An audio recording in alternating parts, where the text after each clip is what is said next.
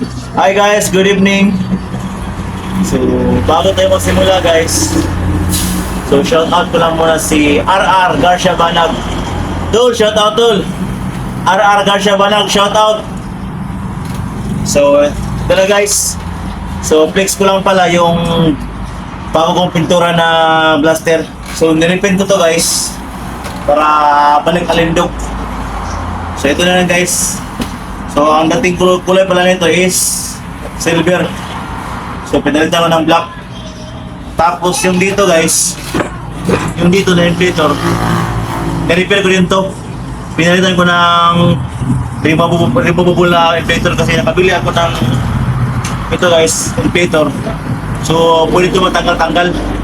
Kung masira ko to, pwede ka makabili nito. So, ito na yun guys. So, nilagyan ko din ng sticker.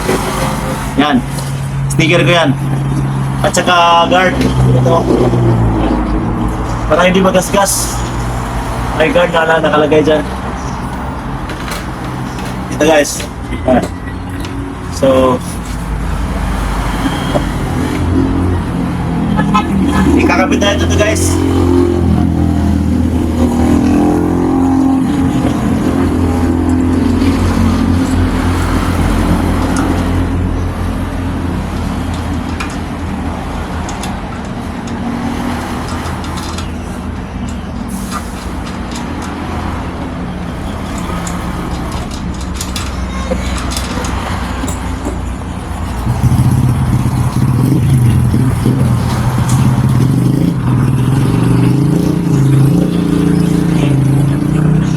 Lagyan mo natin ng tiplon para hindi magsingaw.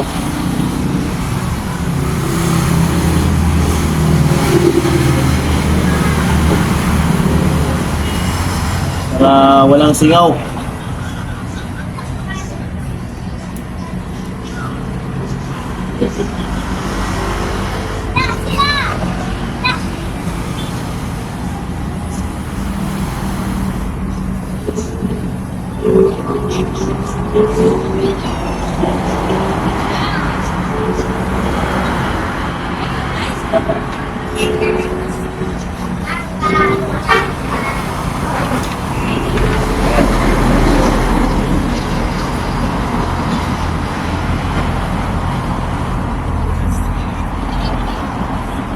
Tapos, yan.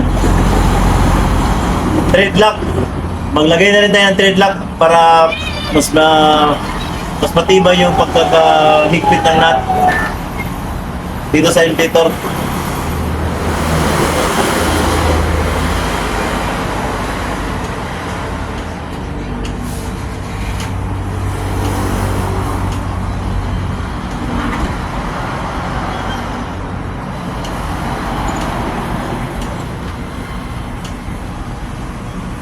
So ito na guys, kakabit na natin.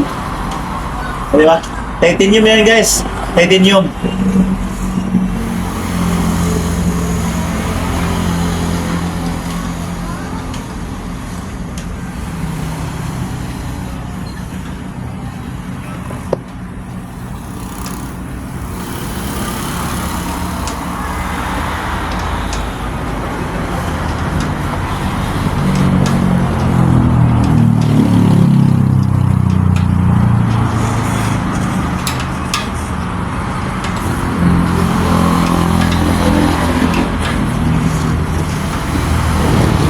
Nakaraw din guys. Shout out nga pala sa mga kasamaan mong tireman dyan. Nakaraw din mga guys. Para mas klaro guys.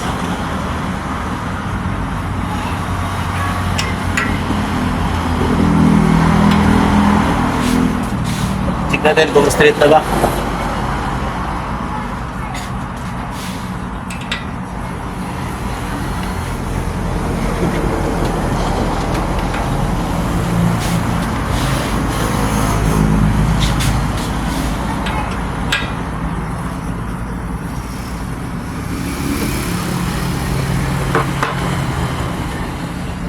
Yan siya guys.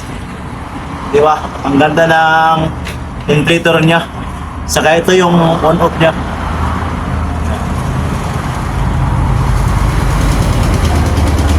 Kung sakaling masira man to, so pwede nyo na mapalitan.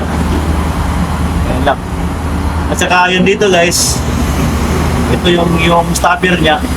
Pinalitan ko na rin. So nilagyan ko ng bago na saktong-sakto lang talaga sa sa rim ng mga truck. At hindi ko mahirapan pag-fix ng pin ng gulong. So ito na guys. Ito yung sticker din ko. Sticker. This is not for sale. This is ano lang to guys. Hindi mo to binibinta. Ano na to? For content use only. Ang plaster na to. So sa mga content ko, ito na yung gagamitin ko.